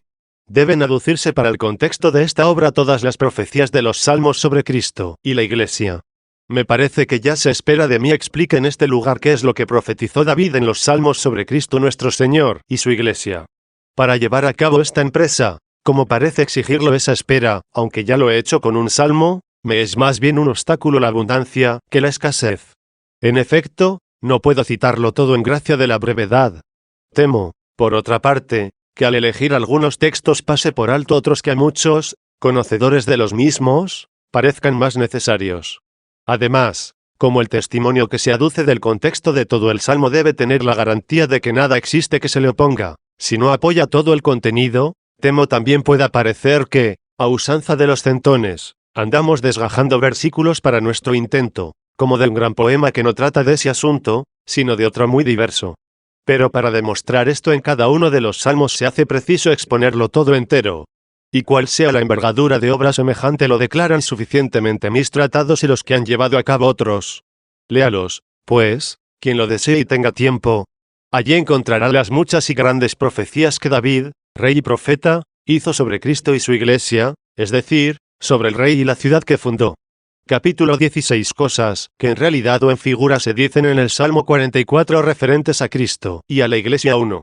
Aunque sobre cualquier cuestión hay palabras proféticas propias y manifiestas, necesariamente van entreveradas con otras metafóricas.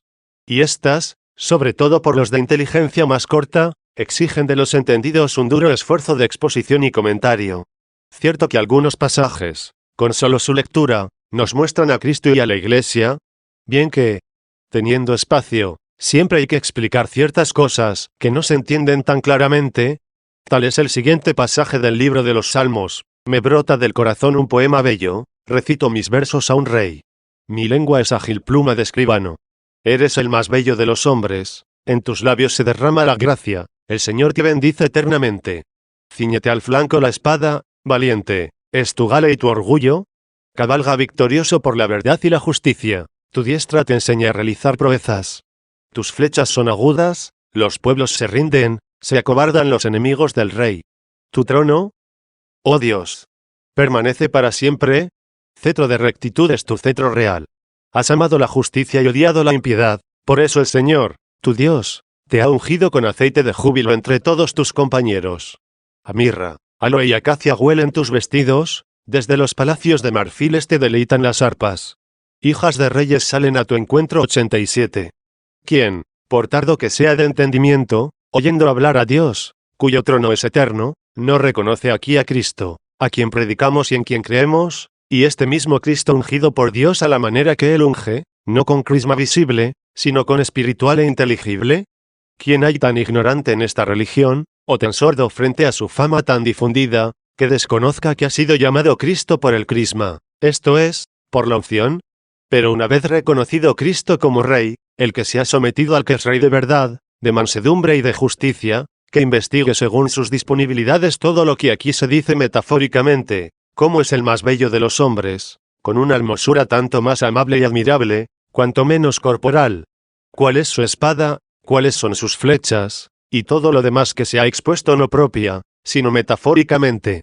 2. A continuación mire a su iglesia, unida a esposo tan ilustre en matrimonio espiritual y amor divino.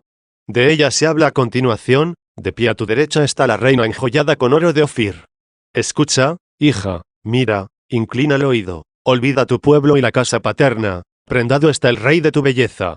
Póstrate ante él, que él es tu señor. La ciudad de Tiro viene con regalos, los pueblos más ricos buscan tu favor. Ya entra la princesa bellísima, vestida de perlas y brocado. La llevan ante el rey con séquito de vírgenes, la siguen sus compañeras, las traen entre alegría y algazara, van entrando en el palacio real. A cambio de tus padres tendrás hijos, que nombrarás príncipes por toda la tierra. Quiero hacer memorable tu nombre por generaciones y generaciones, y los pueblos te alabarán por los siglos de los siglos. 88. No creo haya nadie tan incipiente que pueda pensar se celebra y se describe aquí a cualquier mujerzuela, sino que es la esposa de aquel a quien se dice, tu trono, oh Dios, permanece para siempre, cetro de rectitud es tu cetro real. Has amado la justicia y odiado la impiedad, por eso el Señor, tu Dios, te ha ungido con aceite de júbilo entre todos tus compañeros. Se trata aquí de Cristo, a los ojos de los cristianos. Estos son sus compañeros, de cuya unidad y concordia en todos los pueblos surge esta reina, de la que se dice en otro salmo, ciudad del gran rey. 89. Ella es la acción espiritual, cuyo nombre significa contemplación, porque ella contempla el gran bien del siglo futuro, ya que allí se dirige su intención. Ella es también de igual modo la Jerusalén espiritual, de la que ya hemos hablado mucho. Su enemiga es la ciudad del diablo, Babilonia, que significa confusión. De esta Babilonia, sin embargo, Se libra esta reina por la regeneración en todos los pueblos, y pasa así del peor al mejor de los reyes, esto es, del diablo pasa a Cristo. Por eso se le dice, olvida tu pueblo y la casa paterna. De esa ciudad impía son una parcela a los israelitas por sola la carne, no por la fe. Enemigos también ellos de este gran rey y de esta reina. Pues habiendo venido a ellos Cristo y siendo muerto por ellos, se pasó a otros que no había visto en la carne. De ahí que en la profecía de cierto salmo dice ese rey nuestro, me libraste de las contiendas de mi pueblo, me hiciste cabeza de naciones, un pueblo extraño fue mi vasallo. Me escuchaban y me obedecían 90. Este es el pueblo de los gentiles, a quien no conoció Cristo con presencia corporal, y que creyó en Cristo cuando le fue anunciado, de suerte que justamente se dice de él, me escuchaban y me obedecían 91, porque la fe viene del oído.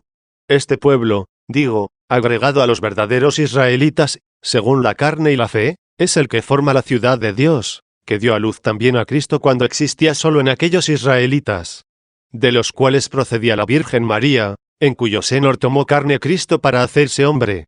De esta ciudad canta otro salmo, se dirá de Sión, uno por uno, todos han nacido en ella. El Altísimo en persona la ha fundado 92.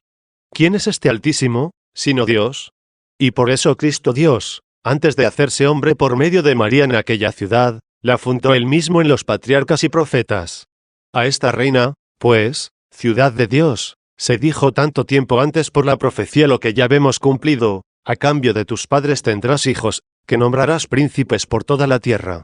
De sus hijos, en efecto, hay jefes y padres a través de toda la tierra, ya que la aclaman los pueblos acudiendo a ella con una confesión de eterna alabanza por los siglos de los siglos. Por consiguiente, cuanto se diga aquí veladamente en expresiones figuradas, de cualquier modo que se entienda, debe estar de acuerdo con estas cosas tan manifiestas.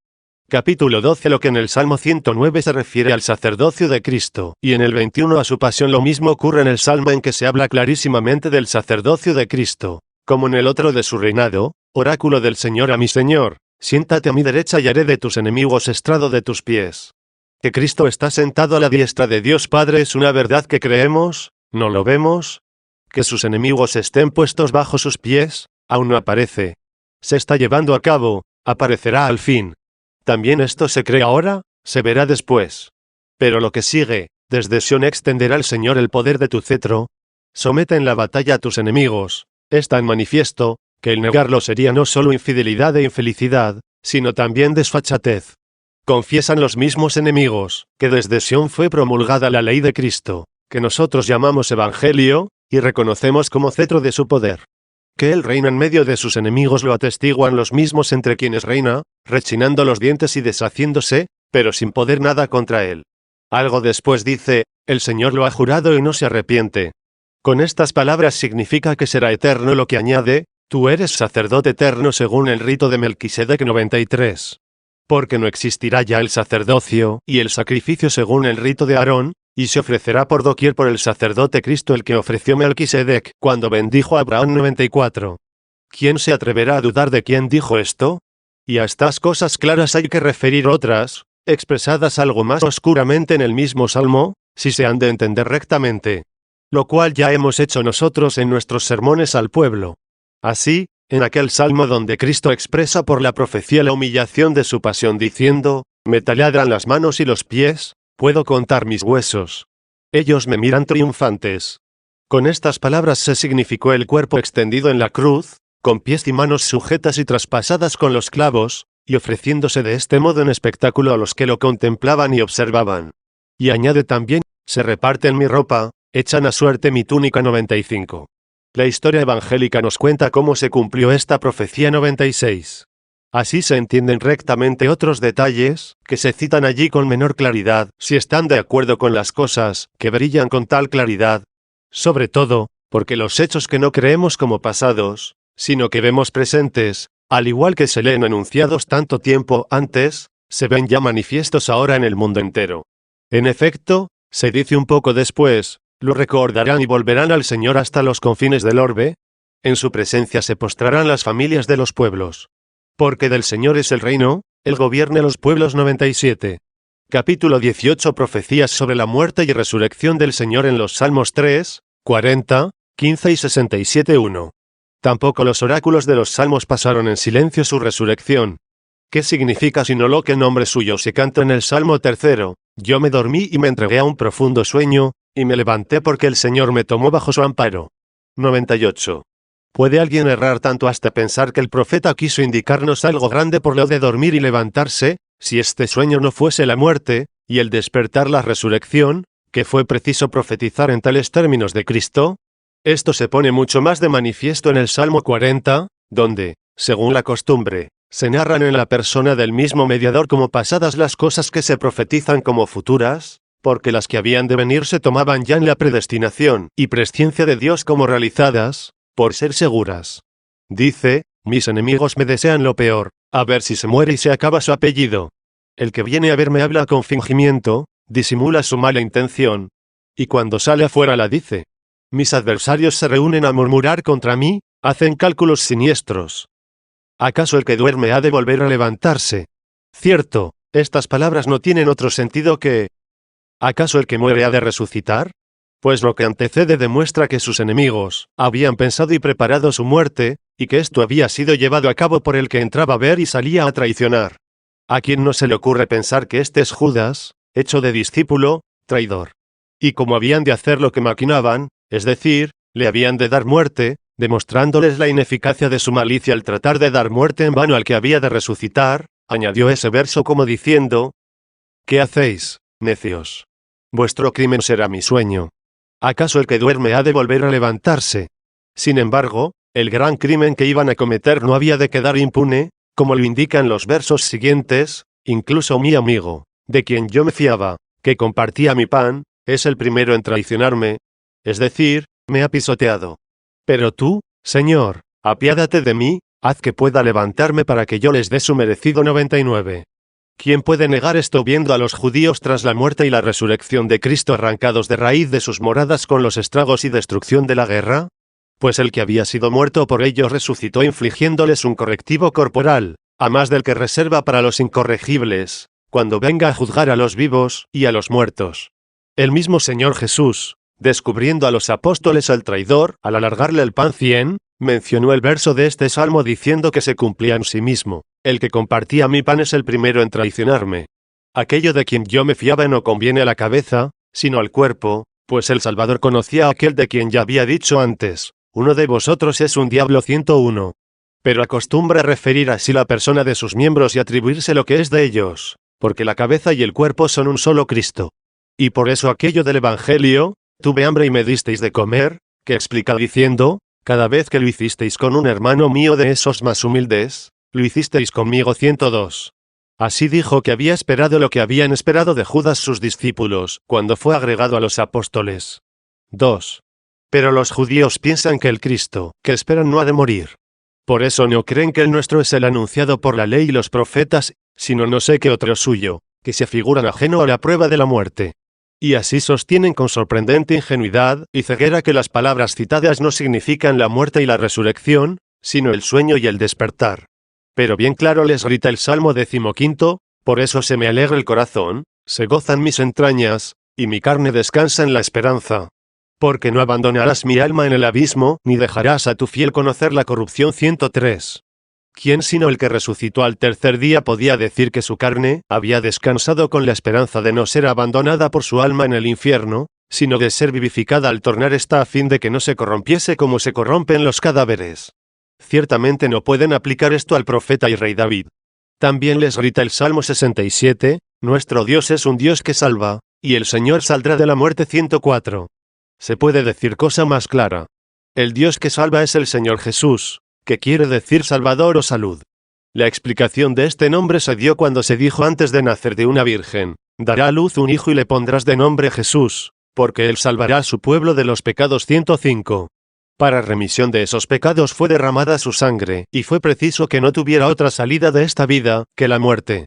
Por eso cuando se dijo, nuestro Dios es un Dios que salva, se añadió a continuación, el Señor saldrá de la muerte, para dar a entender que nos había de salvar con la muerte.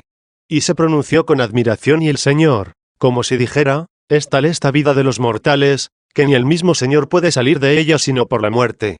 Capítulo 19. El Salmo 68 declara la obstinada infidelidad de los judíos al resistir tenazmente los judíos a los testimonios tan claros de esta profecía, aun después de su cumplimiento tan evidente y cierto. Bien se cumple en ellos lo que está escrito en el Salmo, que sigue a este. Refiriéndose allí proféticamente a la persona de Cristo, las cosas que pertenecen a su pasión, se menciona lo que está claro en el Evangelio: en mi comida echaron hiel, para mi sed me dieron vinagre. 106. Y como tras el ofrecimiento de tal banquete y de semejantes viandas añade a continuación, que su mesa les sirva de trampa, sus manjares, de lazo, que sus ojos se nublen y no vean, que su espalda siempre flaquee. 107, etc. Palabras que no expresan un deseo, sino una profecía bajo la apariencia de un deseo. ¿Qué es, pues, de maravillar no vean cosas tan patentes quienes tienen los ojos oscurecidos para no ver? ¿Qué es de maravillar no miren las cosas de arriba quienes tienen la espalda siempre encorvada, forzados a inclinarse a las cosas terrenas? Por estas comparaciones con el cuerpo se significan los vicios del alma. Para no excederme basta con lo dicho acerca de los salmos, es decir, sobre la profecía del rey David. Y tengan la bondad de disculparme al leer estas cosas los entendidos, y no se lamenten si comprenden o piensan que he pasado por alto otras quizá más importantes. Capítulo 20. El reino y los méritos de David y de su hijo Salomón, y la profecía que se refiere a Cristo y que se encuentra en los libros suyos o en los que se los han unido uno. Reino David, hijo de la Jerusalén celestial, en la Jerusalén terrena, grandemente encomiado por el testimonio divino. Sus delitos, en efecto, fueron compensados por saludable y humilde penitencia, con piedad tan grande que se encuentra, sin duda, entre los que él celebró al decir: dichoso el que está absuelto de su culpa, a quien le han sepultado su pecado. 108. Después de él gobernó a todo su pueblo su hijo Salomón, que, como se dijo antes, comenzó a reinar aún en vida de su padre. Este tuvo buenos principios, pero mala terminación. Pues la prosperidad, que agobia el ánimo de los sabios, le produjo más perjuicios que los beneficios de la misma sabiduría, tan memorable ahora y siempre, y ya entonces celebrada por doquier. También él profetizó en sus libros, 3 de los cuales han sido reconocidos como canónicos: Proverbios, Eclesiastés y Cantar de los Cantares. Otros 2, la sabiduría y el eclesiástico, se los ha atribuido la costumbre a Salomón por cierta semejanza de estilo, aunque los más entendidos no dudan en descartarlo. Sin embargo, la Iglesia, sobre todo la occidental, los reconoció desde antiguo como canónicos. En uno de ellos, en el de la sabiduría, de Salomón, está profetizada con toda claridad la pasión de Cristo. Se menciona allí a sus impíos asesinos, que dicen: acechemos al justo, que nos resulta incómodo, se opone a nuestras acciones, nos echa en cara las faltas contra la ley, nos reprende las faltas contra la educación que nos dieron. Declara que conoce a Dios, que Él es hijo del Señor. Se ha vuelto acusador de nuestras convicciones. Solo verlo da grima. Lleva una vida distinta de los demás y va por un camino aparte. Nos considera de mala ley y se aparta de nuestras sendas como si contaminasen. Proclama dichoso el destino del justo y se gloria de tener por padre a Dios. Vamos a ver si es verdad lo que dice, comprobando cómo es su muerte. Si el justo ese es hijo de Dios, Él lo auxiliará y lo arrancará de las manos de sus enemigos. Lo someteremos a tormentos despiadados para apreciar su paciencia y comprobar su temple. Lo condenaremos a muerte ignominiosa, pues dice que hay quien mira por él. Así discurren y se engañan, porque los ciega su maldad. 109. En el libro del Eclesiástico se anuncia con estas palabras la fe futura de los gentiles: sálvanos, Dios del universo, infunde tu terror a todas las naciones. Amenaza con tu mano al pueblo extranjero para que sienta tu poder. Como les mostraste tu santidad al castigarnos, muéstranos así tu gloria castigándolos a ellos, para que sepan, como nosotros lo sabemos, que no hay Dios fuera de ti. 110. En Cristo vemos cumplida esta profecía bajo forma de deseo y de plegaria. Cierto, no tiene tanta fuerza frente a los contradictores por no estar en el canon de los judíos. 2. En cambio, en los otros 3, que consta son de Salomón y que tienen por canónicos también los judíos, se hace preciso un debate laborioso para demostrar que pertenecen a Cristo y a la Iglesia las cosas que sobre esto se dicen allí, y esto nos haría extendernos más de lo conveniente si nos entretenemos en ello. Sin embargo, lo que dicen los impíos, que nos trae el libro de los Proverbios, no es tan oscuro que no se entienda fácilmente, sin una trabajosa exposición de Cristo y de la Iglesia, que es posesión suya.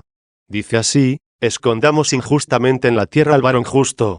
Nos lo tragaremos vivo, como el abismo. borremos su memoria de la tierra. Obtendremos magníficas riquezas. 111.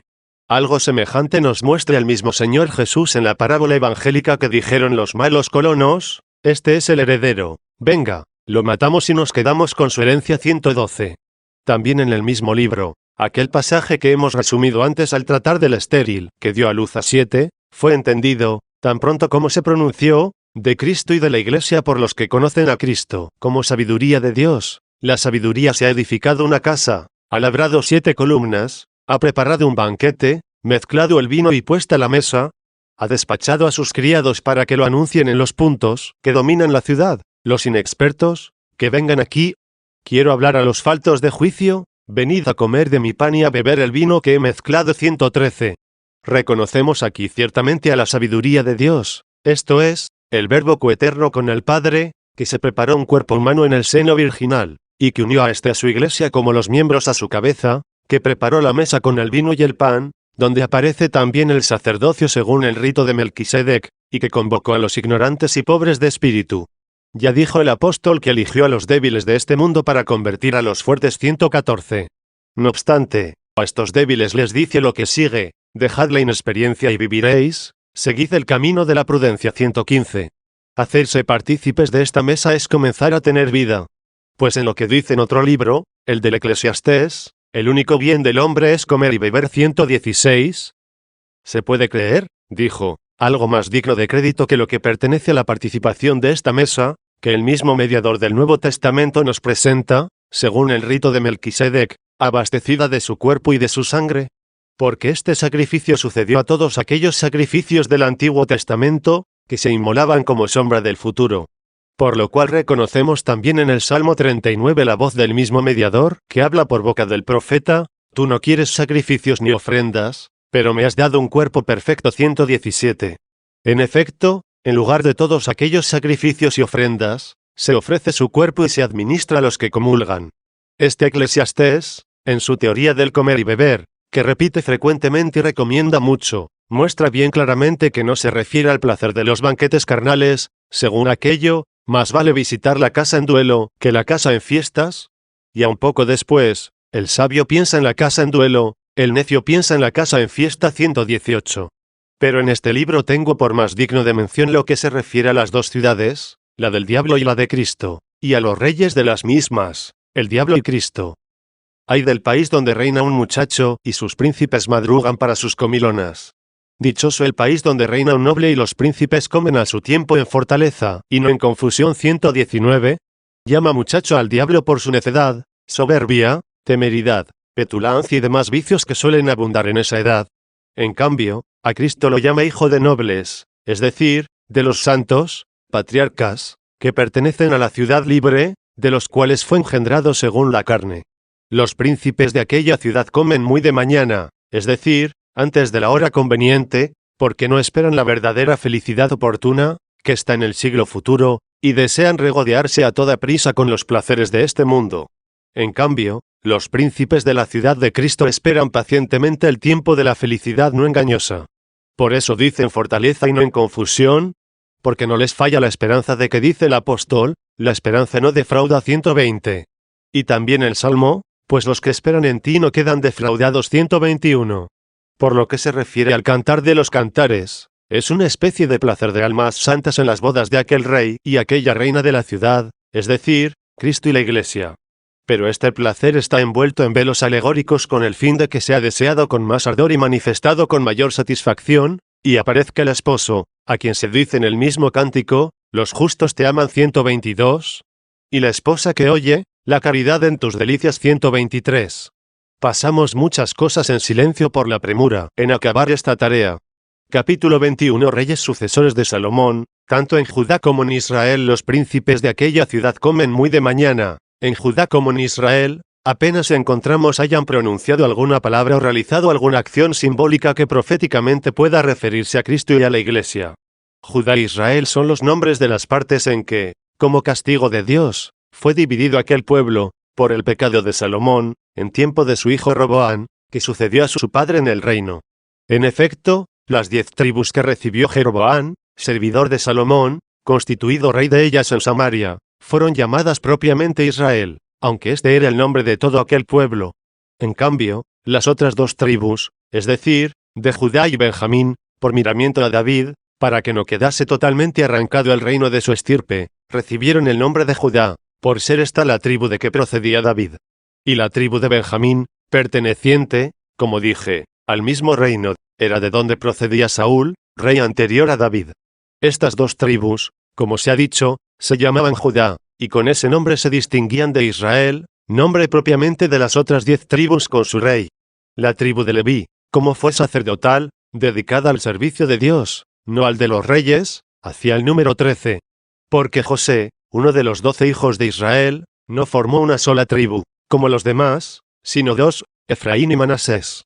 Sin embargo, la tribu de Leví pertenecía más bien al reino de Jerusalén, donde estaba el templo de Dios, al cual ella servía. Tras la división del pueblo, el primero que reinó en Jerusalén fue Roboán, rey de Judá, hijo de Salomón, y en Samaria, Jeroboán, rey de Israel, servidor de Salomón. Habiendo querido Roboán develar esa especie de tiranía de la parte dividida, se prohibió al pueblo luchar con sus hermanos, diciendo Dios por el profeta que era él quien había hecho esto. 124. Por donde apareció que no había pecado alguno en esto ni por parte del rey de Israel ni de su pueblo, sino que se cumplía el castigo impuesto por la voluntad de Dios. Y así, conocida esta, ambas partes quedaron tranquilas entre sí. No se había hecho la división de la religión, sino del reino. Capítulo 22. Jeroboam llevó a su pueblo a la impiedad idolátrica, aunque no por eso dejó Dios de inspirar a los profetas y de guardar a muchos del crimen de idolatría. El rey de Israel, Jeroboam, no confió, por su perversidad, en Dios, cuya veracidad había probado al prometerle y darle a él el reino. Temió, en efecto, que yendo al templo de Dios, que estaba en Jerusalén, a donde tenía que acudir todo aquel pueblo, según la ley, para sacrificar, fuera seducido y sometido a la estirpe de David como descendencia real. Estableció la idolatría en su reino y, con nefasta impiedad, arrastró consigo al pueblo de Dios ligándolo con el culto de los simulacros. No cesó Dios, sin embargo, de arguir por medio de los profetas no solo a aquel rey, sino también a sus sucesores e imitadores de su impiedad, lo mismo que al pueblo. Allí surgieron aquellos grandes e insignes profetas Elías y su discípulo Eliseo, que realizaron también muchas maravillas. Allí también, al decir Elías, Señor, han asesinado a tus profetas, han derruido tus altares. Solo quedo yo, y me buscan para matarme. 125, se le respondió que había allí 7.000 varones, que no habían doblado la rodilla ante Baal.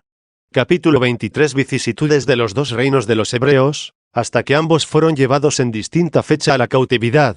Vuelta después Judá a su reino, pasó últimamente al poder de los romanos. Tampoco faltaron profetas en Judá, que pertenecía a Jerusalén, en la sucesión de sus reyes, según le plugo al Señor enviarlos, ya para anunciar lo que fuese necesario, ya para corregir los pecados y recomendar la justicia. También allí, aunque mucho menos que en Israel, hubo reyes que ofendieron gravemente a Dios con sus pecados, y fueron castigados más benignamente con el pueblo que los imitaba. Cierto que también hubo reyes piadosos, cuyos grandes méritos son alabados. En cambio, entre los reyes de Israel, unos más, otros menos, los encontramos a todos reprobables. Una parte y la otra, según ordenaba o permitía la divina providencia, ya se veían levantadas con la prosperidad, ya abatidas por la desgracia. Y a tal punto llegaba la angustia, no solo con guerras exteriores, sino también civiles, que se ponía de manifiesto la misericordia o la cólera de Dios a tenor de las causas que provocaban una u otra, hasta que creciendo su indignación, todo aquel pueblo no solo fue derrocado en sus tierras por los caldeos, sino también trasladado en su mayor parte a las tierras de los asirios, donde durante 70 años vivió en la cautividad. Fue primero llevada la parte llamada Israel, integrada por 10 tribus, y luego también Judá, tras la destrucción de Jerusalén y su nobilísimo templo. Liberada después de esos años, reconstruyó el templo que había sido destruido. Y aunque muchísimos vivían en tierra extranjera, no tuvo luego 2 reinos ni 2 reyes diversos en cada una de las partes. Antes había uno principal en Jerusalén, y en determinados tiempos acudían todos desde donde estuviesen y pudiesen al templo de Dios que allí se alzaba. No les faltaron, sin embargo, enemigos y conquistadores de otras naciones. Al venir Cristo, los encontró tributarios de Roma. Capítulo 24. Últimos profetas que hubo entre los judíos, y los que la historia evangélica nos señala hacia el nacimiento de Cristo en todo aquel tiempo desde la vuelta de Babilonia, después de Malaquías, Ageo y Zacarías, que profetizaron entonces, y de Esdras, no tuvieron profetas hasta la llegada del Salvador, si no es el otro Zacarías, padre de Juan, e Isabel, su esposa, inminente ya el nacimiento de Cristo. Y después del nacimiento encontramos al anciano Simeón y a la viuda Ana, de edad ya muy avanzada, y como último al mismo Juan.